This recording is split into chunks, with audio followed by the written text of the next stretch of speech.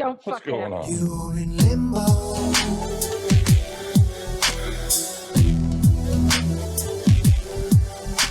Limbo, done in. All my reasons for running, outgunned. Naked backwards through the brambles. Strip balls to this. Both fists smash your shit. Hip hop my walls to this. Sometimes you gotta think shit. I deserve more than this. A gift is not a gift, it's just some shiny paper holding a box of shit. Seen a lot of shit, swallowed a lot of shit. Nothing to cope and take it on the chin no more. This is what I got. Punching the clocks like being punched in the cock. Treason, treason, bang 'em in the tower. Reason, reason, cause I own the power. Treason, treason, make 'em all understand. Reason, reason, cause I own the fucking land. All right, folks, it is, fuck if I know, Tuesday, I guess I'm told it's Tuesday. We are here Wednesday in the UK where Mr. Omegagon is from. This is the best shit that's happened because I am a fan of Omegagon, and he filled in the clutch. I put out a tweet, it took him 20 seconds to answer, and here we are. Cheers, mate. Cheers, Jimbo. Nice one. Oh, it's good. So how you doing? How's everything shaping up for you guys Christmas-wise in the UK? Are you totally screwed?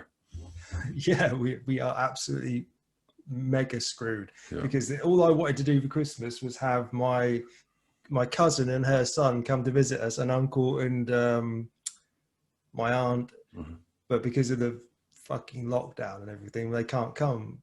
But I still think they somehow, some twist of fate is going to wangle it for me for them to come. But so I got my cousin's kid, who's like, he's 4 now.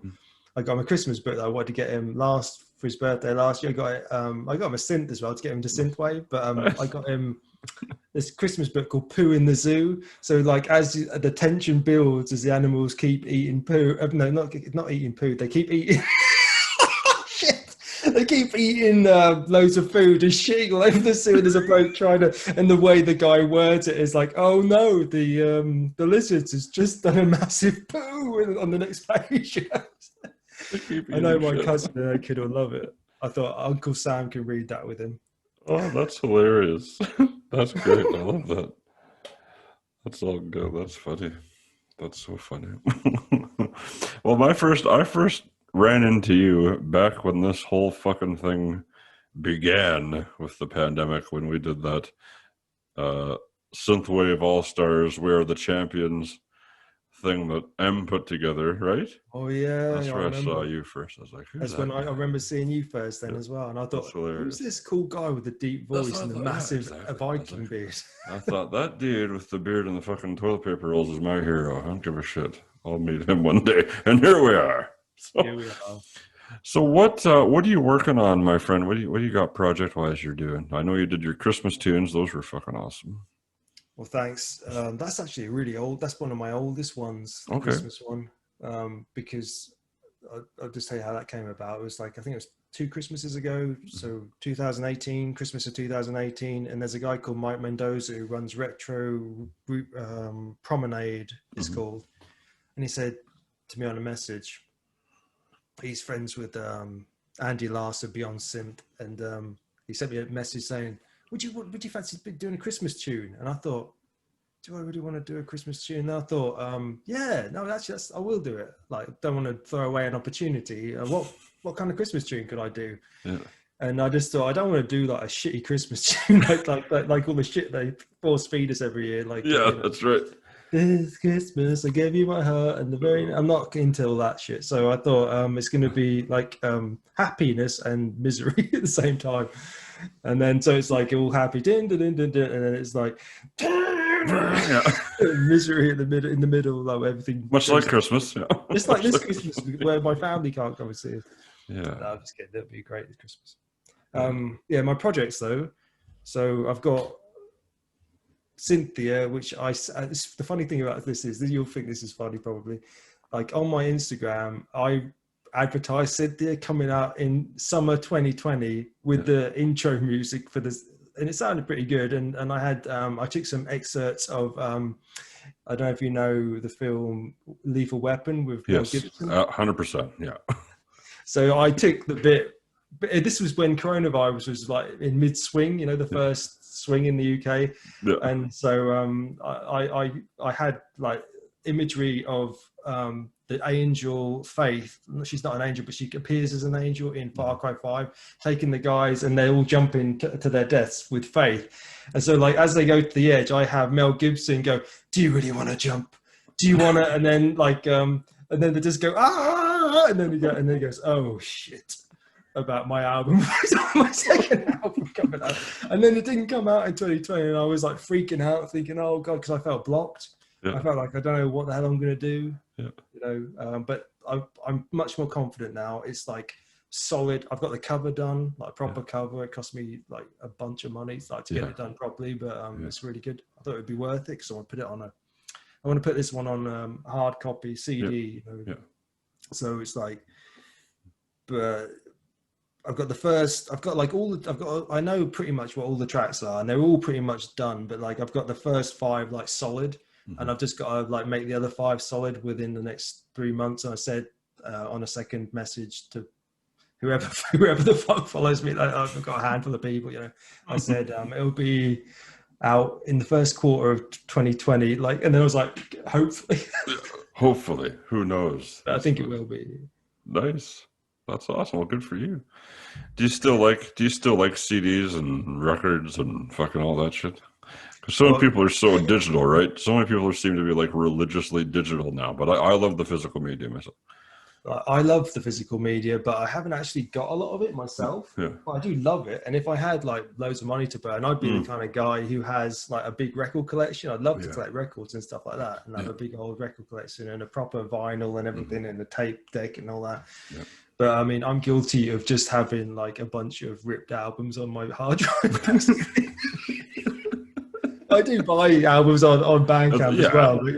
But you know, like, what's the word I'm looking for? Beggars can't be choosers or something like that. Let me just tell you the truth about the beginning of my music career real quick. Right? Let's do that. Confessions with Omegagon. Here you go. This is, I'm going to talk about like ripped software and stuff like that. But there you go. But this is only like now. I just want to let everyone know now everything I do and everything all the plugins I use is legit. Yeah. But when I was starting, I had no choice but to do that because I didn't have. Which version of Ableton did you steal? Because I did the same thing. Allegedly. Mate, I love Ableton, but I haven't actually had much experience with it. Okay. And I hope I won't get like, I'll probably have like loads of producers coming after me like, what, are you an FL Studio guy? And they go, what the fuck? But I'll tell you the reason why I'm on FL Studio, right? There is, so like I was really overweight and at the time, and I was on medicine and stuff for bipolar and stuff like that. And it was like 2014, and in that year, like my mum pissed me off so much that I put my fist through the door. And I was just like, because she was like saying, "Yeah, Simon, you've changed your shop in this and all this." And I was just trying to play this competitive video game. This is how Omegagon began, basically. And I just was like, "Fuck off!" I just like smashed my door down. And then what happened was my dad was like, "You got to sort yourself out, or we could kick you out, right?" And I thought, and I was like, "Oh." So it's like, and I was fat as fuck. So then they went on holiday, and it was just me and my brother here, and I thought I need to get in shape. So the first thing was to lose all the weight. So I started doing mental amount of workouts and stuff. And my brother said, "Hey, you like this?" And he gave me Carpenter Brut and Perturbator, which are both like very influential for me. In this, it reminds me of my younger years when I used to be a punk drummer and stuff like that. It's a long story, and I just thought I want to like fast forward it. So it's kind of like. Basically, like I found out Perturbator uses FL Studio, and also that it's like an affordable thing. So I got FL Studio legit, but I didn't have the plugins, so I had like a bunch of. Actually, do you know what? I think I might have had an unlegit copy of FL Studio on my old PC. So I saved up for a long time and got. This is true for definite. I saved up for a long time while I was using my old PC and all the crack stuff. And the idea was I was going to get everything I need, like the producer version of FL Studio, and plus I was learning how to do mixing at the same time. And I saved up so I could pick all the parts from my PC, right? So it would be strong enough to do audio to a decent amount. And it cost me about two grand or $2.5 my PC, and I built it myself. And then when that went in, then since then, no dodgy plugins or nothing.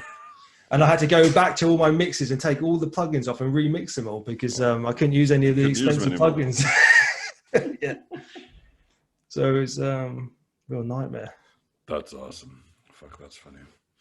I started making just hip hop beats years and years ago, and I didn't know where the fuck to begin. But my buddy bought like a fucking 88 key MIDI, M Audio MIDI, and I was like, hey, that's dope, cool. That's a starting point. There you go. And then he's like, well, now we need software. I was like, yeah, I don't know what the fuck are you gonna do.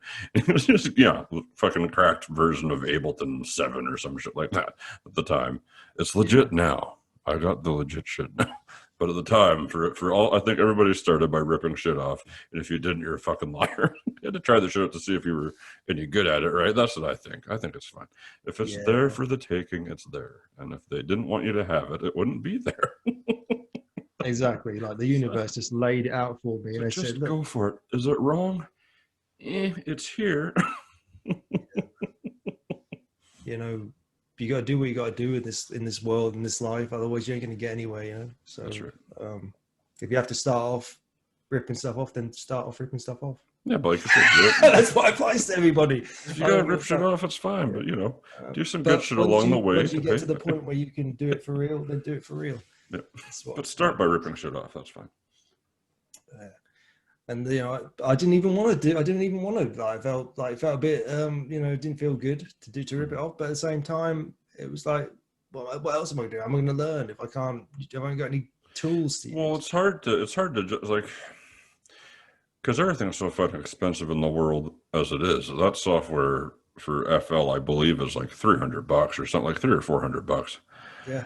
Canadian or American, whatever. But it's still like, you know, if I could just try it for a bit and make sure it's something I'm good at, then hell yeah, you know. And then you buy whatever synth you buy now comes with a fucking free version of Ableton or whatever you want, right? Like I bought a drum machine, and it was like, oh yeah, here's your Ableton 10 download card with it. I was like, fucking deadly, good for you. Like, that's tight.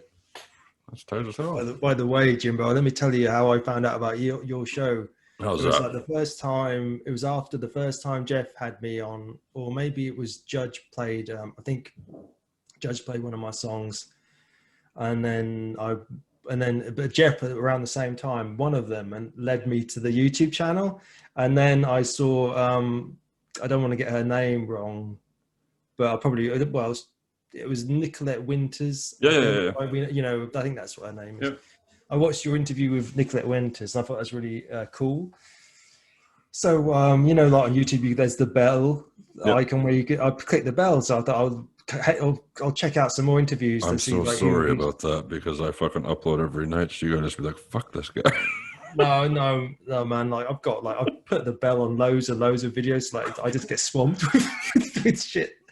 But like, I'll tell you the ones I've seen. I've seen 3. One with Nicolette Winters, one with that young kid with ginger hair who plays guitar and drums and everything. It was really interesting. The first.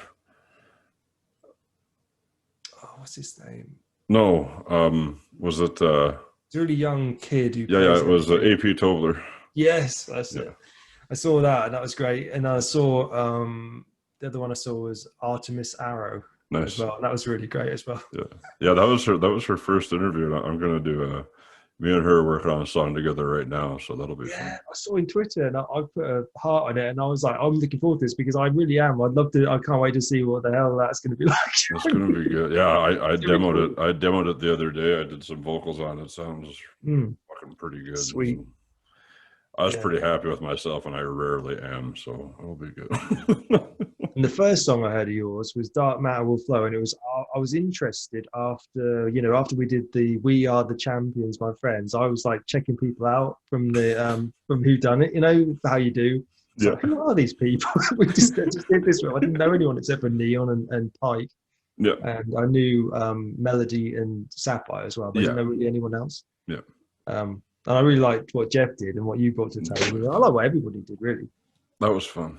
But basically, so after that show, there was a Dark Matter Will Flow a song that you and Jeff were talking about, and I went and listened to it, and that reminded me of Pink Floyd, like a kind of a darker, grittier version of Pink Floyd. It's an awesome song. I can't remember what it's called now, but it was really awesome. I thought it was great, for real.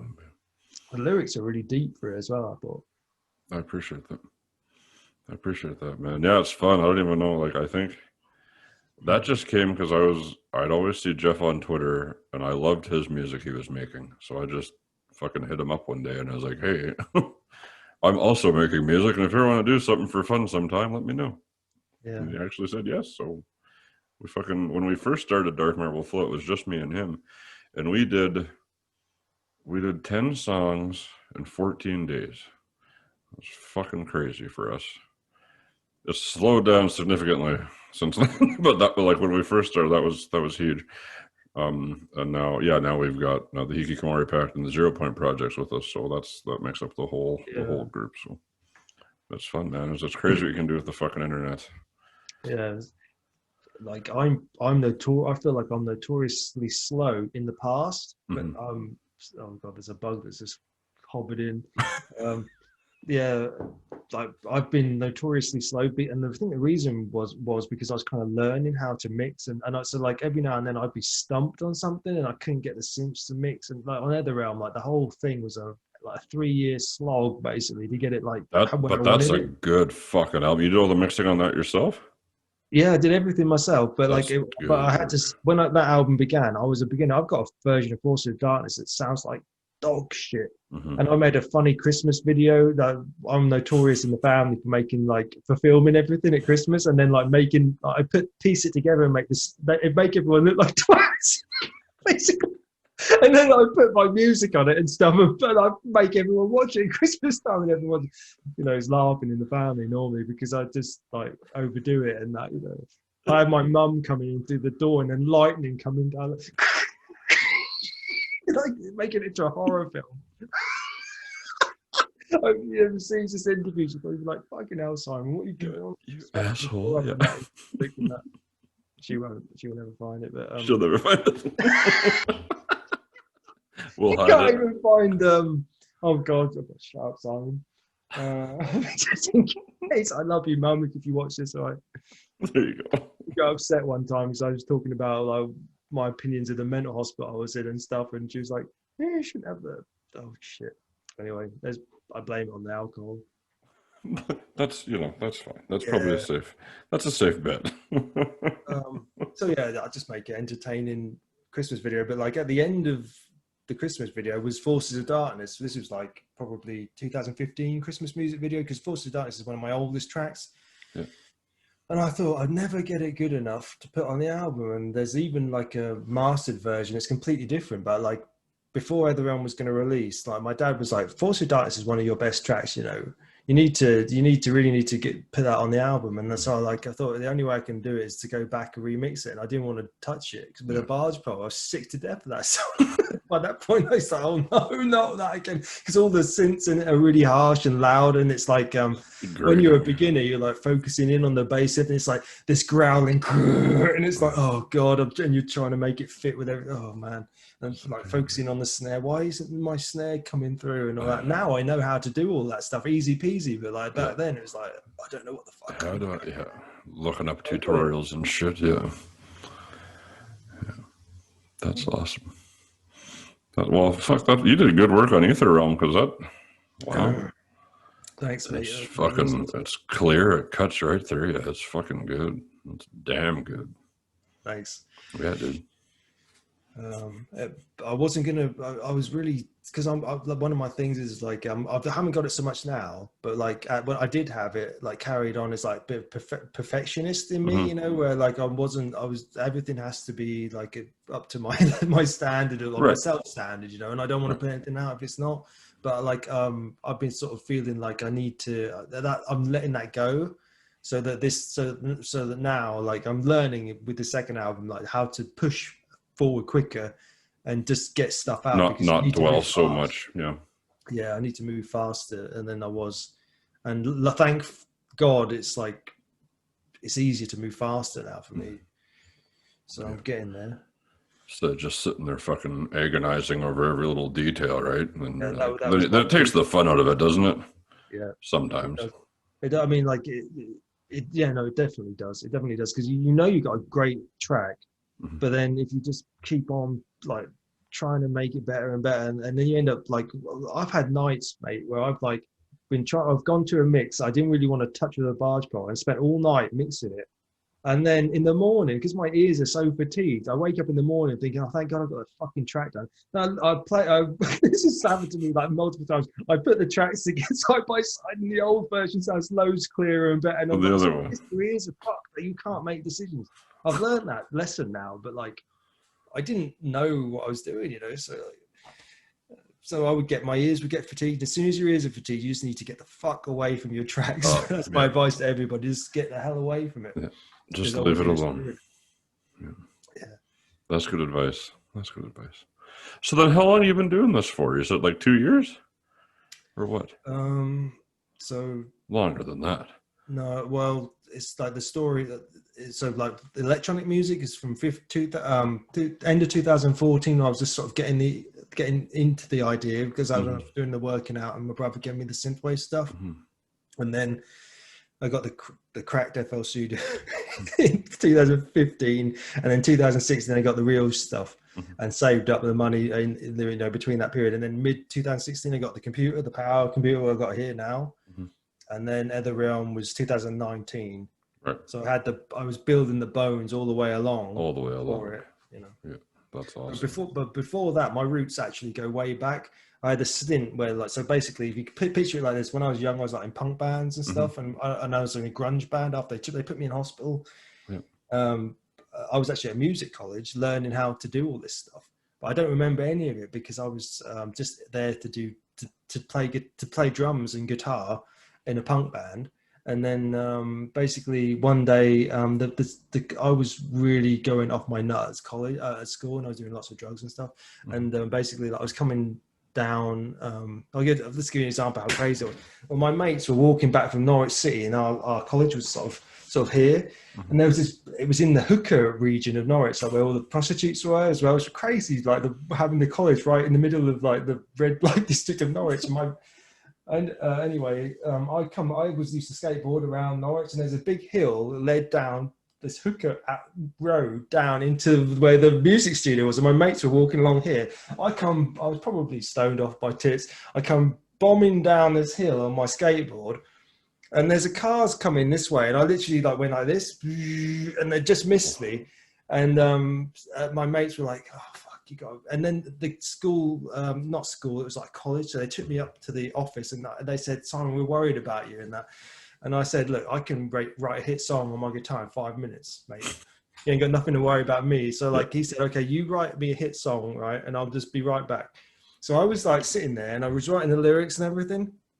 And I remember thinking to myself, like, this is awesome what I'm doing now. And then they came back like with men in white coats and like fucking straitjacket me and take me to hospital. Oh my God. Because I got too nuts.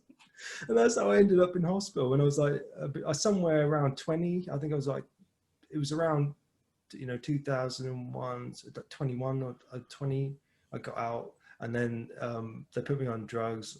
I went back in because I relapsed because I thought I don't need these drugs. I don't want to take them. And then I relapsed when I just come off them. So I thought, okay, now I've got to take them to protect my family. And then I was basically like, just keep taking them. And then I was just depressed for a long time, because the drugs they gave me like kept me like in a low, and I just forgot about music completely then on the drugs and that. It just like takes all of your, it's like in Cyberpunk 2077, there's this thing called the soul killer, where like the drugs they put me on was like the fucking soul killer. And then when they weaned me off it, and then it was around 2014, 2015, I got off it for good. And then like since then I've been healing and getting my old like self back again. So, it's like a long story in that, but that's awesome. Well, good for you, man. I'm glad you found your fucking love for music, because Jesus Christ. Yeah. No, it's always been there, and it's come back again in a big way with Omegagon, so I'm really happy about it. 100%. So what sort of, you said you're in punk and grunge bands, what were you listening to then? that got you into that sort of stuff? I mean, obviously punk and grunge, but like what bands? No, I had a lot of, so like when I was in my early teens, like 15, 16, and that I would listen to, I influenced everyone in the village, like what I listened to: Machine Head, Slayer, Korn, you know, Limp Bizkit, The good shit. all of that stuff, and loads of punk bands as well, like NoFX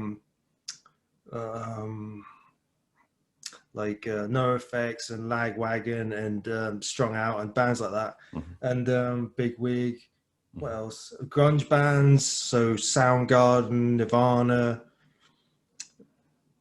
Pearl Jam, that sort of thing. yeah, Pearl Jam, Therapy as well, and some of them kind of bands, which kind of in the middle. And then, like, as I got older, then Slipknot came, and everyone was like, "This ain't metal." And I thought, "This is fucking awesome. I love it. I don't give a fuck what you long-haired metal fans think." Like, I was into all of it. Yeah. But like when Slipknot came, I really, really dug them.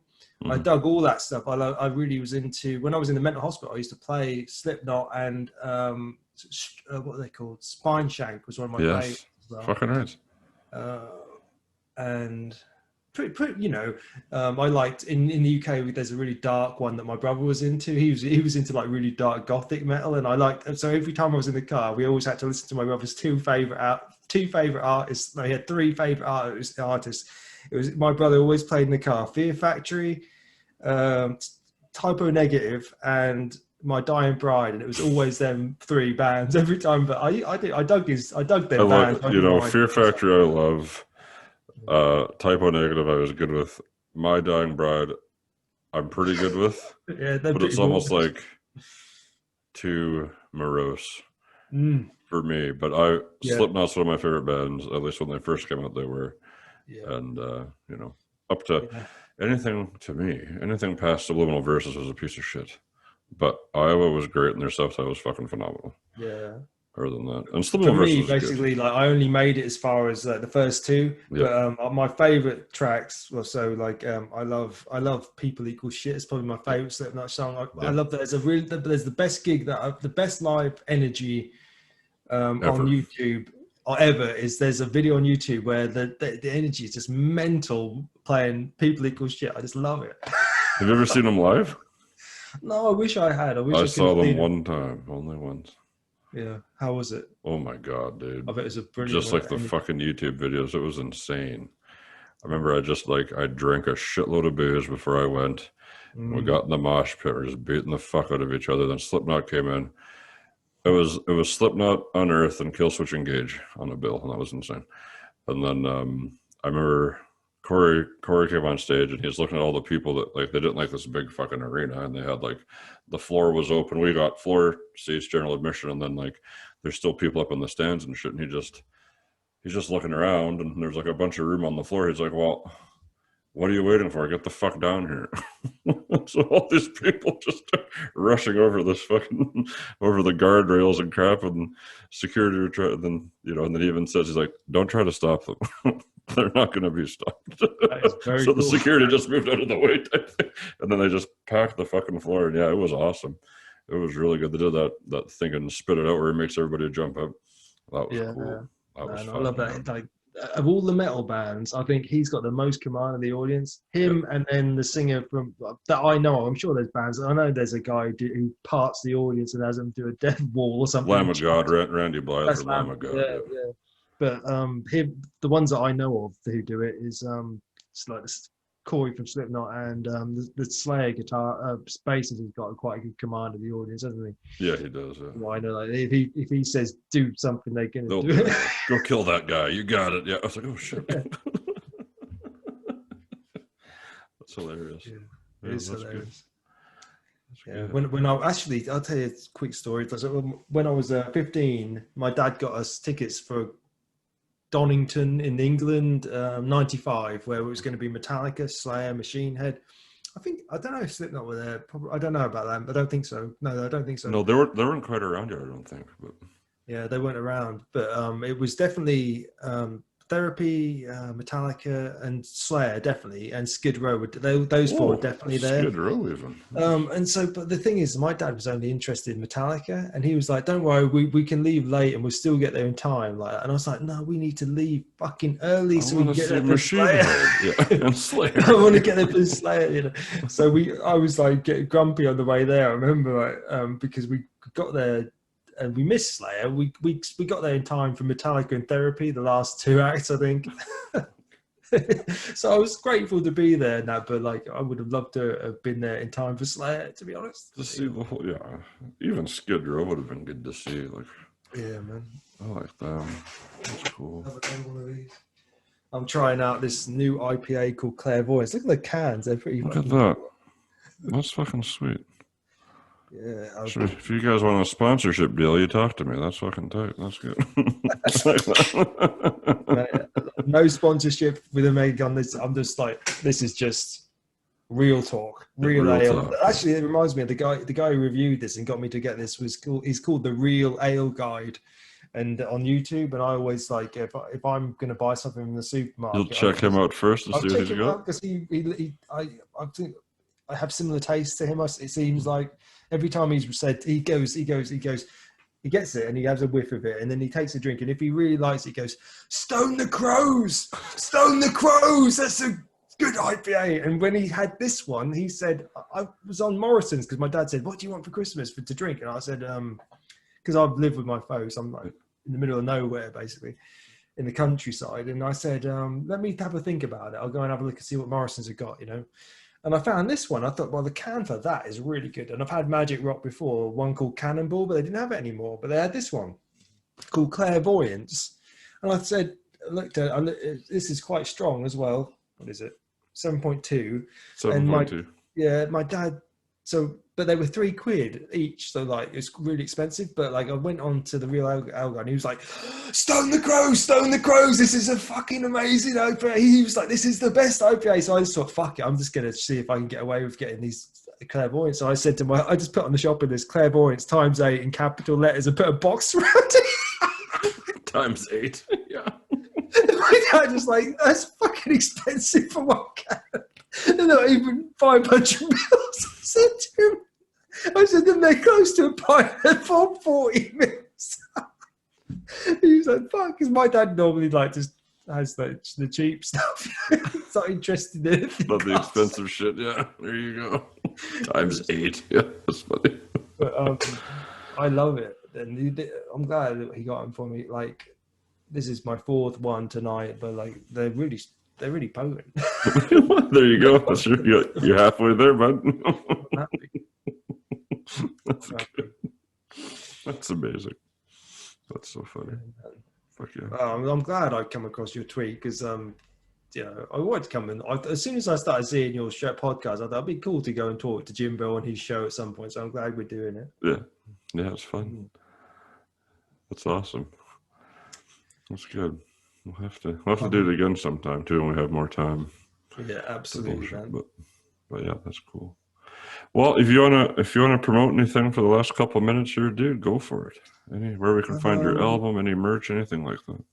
Yeah, here we go. Right, I'm going to promote my YouTube channel because I think that's the way forward for me. Yes. So I've started doing YouTube tutorials, right? So you can check out my YouTube. Well, I've only got one. I say I've started doing YouTube tutorials. You've done one, yeah. I've got one, but the plan is you've started technically. Yeah.